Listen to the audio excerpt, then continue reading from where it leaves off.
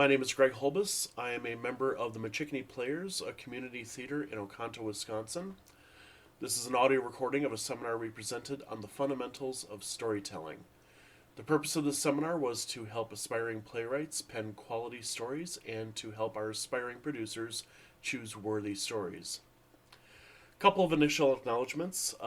Most of the content of this seminar was derived from Robert McKee's story. Those of you listening to this on YouTube, we'll put a link to that book in the description below. Second acknowledgement is that story quality is a matter of subjective opinion, not objective fact. What I might consider a good story, you might consider trash, and vice versa. So what we're going to be doing here is examining stories that are generally agreed upon as good stories and look for patterns in those stories that we can deduce contribute to its quality. So the first thing we want to talk about is how is it that we judge a story? And there are two very common ways of looking at it. The first is box office success. Was the production profitable? Did it earn enough money to just cover its production costs? Or did it earn enough money to cover its production costs but also to contribute to a portion of the production company's overhead expenses? Did it even earn enough money to contribute toward future investments? Second thing that we look at is critical success. Did people like it and are they likely to return? Now, critics, both professional and unprofessional, all have their own biases and tastes, and I think it's in human nature to be critical for some reason.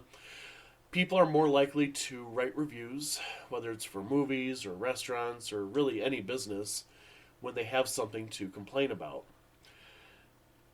Keeping that in mind, striving for mass appeal can be dangerous. A story that is so watered down so as to not offend anyone may be so diluted and boring that no one will be interested in seeing it. A story that takes bold chances may alienate some of your potential audience, but the audience you get may be more excited. Now, a couple contradictions to this. A production that is considered a box office bomb but a critical success typically represents a failure in publicity, reputation, or perhaps even a bloated budget. We often refer to these as underrated or hidden gems. Cult classics will often fall into this category. Critically acclaimed movies tend to result in decent residual income in the form of DVD sales and merchandise. The reverse of that, a production that is a box office success but a critical failure, typically represents success in publicity or reputation or a lean budget, but not so much success in the storytelling. A lot of sequels are going to fall into this category because their success results on the reputation of the title or the franchise to drive ticket sales, but the audience's expectations are high and yet not met. While such a film might be considered a short-term financial success, it can cause long-term damage to the production company's reputation. So we've talked a little bit about reputation already, so let's talk about the role of reputation, which is that it can do a lot of heavy lifting for publicity. For all the complaining that people do about sequels and prequels and reboots and remakes, often alleging that Hollywood has run out of original ideas, the truth is that sequels represent safe investments. Productions typically aren't cheap. They're very expensive investments. And before a production company is going to commit its resources, they're going to want some assurances that the film or stage production or whatever we're doing is going to produce a profit. But it's not just about safety for multi-billion-dollar production companies. Sequels also represent a safe investment for the consumer. We are more likely to part with our hard-earned money to see a movie or a play with established characters and an established universe that we are already familiar with and like, rather than experiment with the unknown. I'll give you an example of this. The Marvel Cinematic Universe, currently a very powerful and dominant franchise in the film world, would not be as successful as it has been if they started back in 2008 with some obscure title that only die-hard comic book fans had ever heard of. Instead, the MCU started with its more popular characters, or at least the ones that they still had rights to at the time. Iron Man, Captain America were well known, and they built their franchise up from there.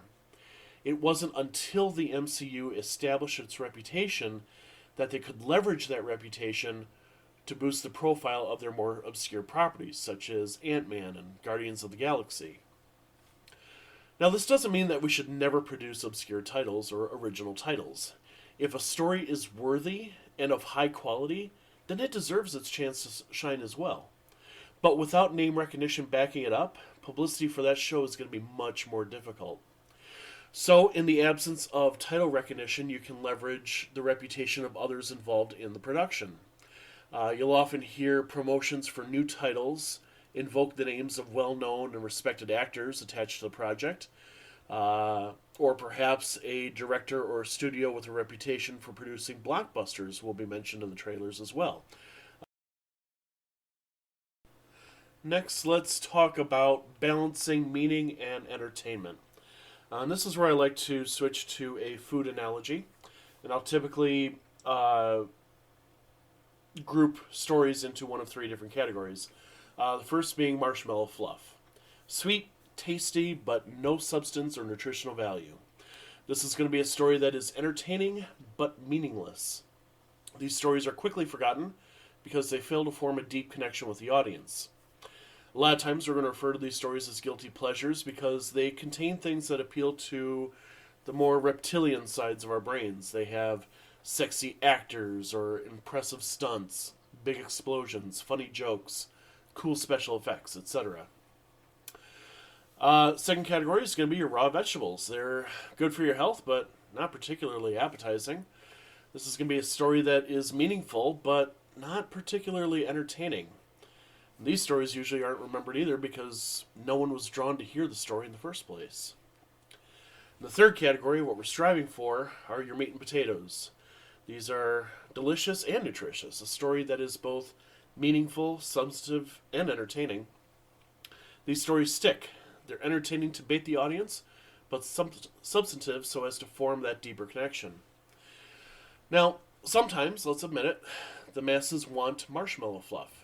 Should we give in to what they want? Yes and no.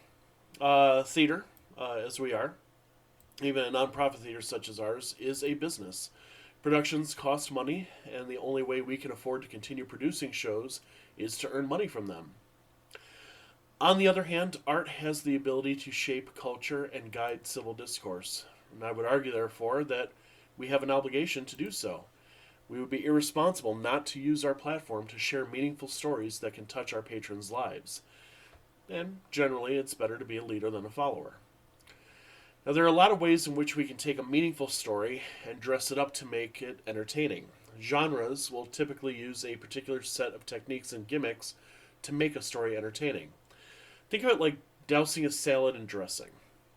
So with the action genre, obviously we dress those things up with explosions and fights, stunts, high-speed chases. In the adventure genre, we're usually enticing audiences with quests and risks, rewards, the concept of exploration. In comedy, obviously, it's about jokes, twists, subverting expectations, observations, puns, and so forth.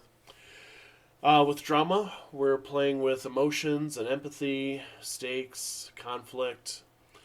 With horror, we're using suspense, special effects, tension and release cycles, plot twists, jump scares. In the romance genre, we're using sex appeal, emotion, empathy, hopefully a satisfying and happy conclusion. And with science fiction, we're using aliens, robots, fantasy, exploration, and special effects. Next, let's talk about the purpose of stories. Why do we tell stories? Why is this such an important part of our culture? Stories are the tools by which we communicate experiences, ideas, ideals, moralities, ethics, political ideologies, perspectives, values, life lessons, empathy, and cope with our own lives and struggles. Meaningful stories are thought-provoking. They're inspiring and they're persuasive. They cause the audience to reflect upon their own lives, to reflect on how their lives are similar and different from the lives of the characters in the story, and to integrate what they learn from the story into their own lives. Storytelling is a relatively rare and difficult skill set to cultivate. Um, I want you to think about not just the stories that appear on the big screen or on TV. Think about the stories that you tell your family and your friends and your colleagues in your day-to-day lives. For example, if I come home at the end of the day and I complain to a friend about some crazy customer that I encountered at work, I'm doing two things. First, I'm entertaining my audience with a story that is intended to invoke empathy. They're supposed to agree with me that the customer is crazy and that they did something, horrible and unacceptable. But second, I'm also communicating my ideals. I'm communicating that I found the customer's behavior unacceptable for whatever reasons. And I'm implying that if anyone in my audience or someone that they know engages in similar behavior, that behavior is unacceptable and should stop. All right, so this last section, what we're going to be talking about is how to identify good stories, or more questions that you should ask yourself in trying to identify whether a story is good or bad, or if you're writing a story, questions to ask yourself to make sure that the story that you write is good. So the first question you want to ask, obviously, is: are you reading or writing a story that is a story, or is it merely a plot? A plot is merely a sequence of events that unfolds from start to finish. Anyone can write a plot. 2-year-olds can write a plot. A story is a complete narrative which contains the plot, but also includes character development, changes in values, themes, lessons, and morals. Next question: does the story have a lesson? And if so, what is it? Now, just because we're talking about things like life lessons and morality and ethics, dilemmas and conflicts, it doesn't necessarily dictate the tone or the genre of a story. I know that these words sound, serious and implying that we're talking about serious drama pieces, but any genre can tell a meaningful story. And so I'm going to run through the genres that we were just talking about and give an example in each. So in the action genre, The Avengers was a story about individuals learning to put aside their egos and their differences in order to work together as a team to overcome adversity. Comedy, very antithetical to seriousness, but even in comedy, you can tell a meaningful story. Airplane was a story about a trauma-suffering veteran who overcomes his fears to save a plane full of passengers and to earn back the respect of his love interest. Flipping on that drama, Casablanca is a story about an apathetic man who is inspired to put his own life and his one chance at happiness on the line for the good of his country. In horror and science fiction, both genres that get bad reputations because a lot of the stories are written for the sake of plot and special effects. But again, there are examples of really good stories in both categories. The Shining is a story about overcoming an abusive and toxic relationship. In science fiction, actually, this example is both science fiction and horror. The story of Frankenstein, not the one that typically gets shown in the movies, but the original book anyway. Frankenstein grapples with the consequences of scientific innovations and the responsibilities that a person has to their children and to mankind in general. So if you're reading your story, if you're writing a story, and there is no apparent lesson, then there's a really good chance that the story that you wrote or are reading is just a plot and not a story. Next question. Let's take a look at who is your protagonist. The protagonist is the person who drives the story forward. It is the protagonist's struggles, decisions, and character growth that move us from the beginning of a story to its end. A protagonist must have agency, meaning that they have to make decisions and suffer the consequences. A protagonist is often, but not always, the main character and the hero. A hero is a good guy you're rooting for to win. The story of the Grinch who stole Christmas is an example of a non-hero protagonist. A main character is the primary person through whom the audience experiences the story. So, in the Sherlock Holmes novels, Dr. Watson was the main character because he was the one writing the stories. But Sherlock Holmes, the detective, was clearly the protagonist. A protagonist must be empathetic, meaning he has to be relatable, as this is how the audience is going to connect to the story. Sympathetic or likable protagonists are usually favored, but not required. Character depth and dimension are the result of having multiple values and priorities, particularly if those values and priorities are somewhat contradictory in nature, and this produces internal conflict. A character can still behave in a manner that is consistent with contradictory values, so long as the character can rationalize the outcome and the outcomes are consistent. Supporting characters, often functioning in the role as shoulder angels or shoulder devils, are often tasked with drawing these contradictions out to the surface. Antagonists are sources of external conflict. Now, they're often portrayed as a bad guy, but in reality, an antagonist is anyone or anything that pushes the protagonist out of their comfort zone. An antagonist can be a good guy, a bad guy, a force of nature, a law, an illness. It could be society itself. And there can certainly be multiple antagonists. A protagonist is only going to be as good as the antagonist forces them to be. And a good antagonist is going to push the protagonist to the extremes. Next, think about how your protagonist's character is described. And by character, I do not mean characterization. Characterization is how we describe characters, typically via readily observable qualities, such as their physical attributes. Is it a boy, a girl? Are they tall, short, skinny, fat, young, old? What color is their hair? How are they dressed, etc.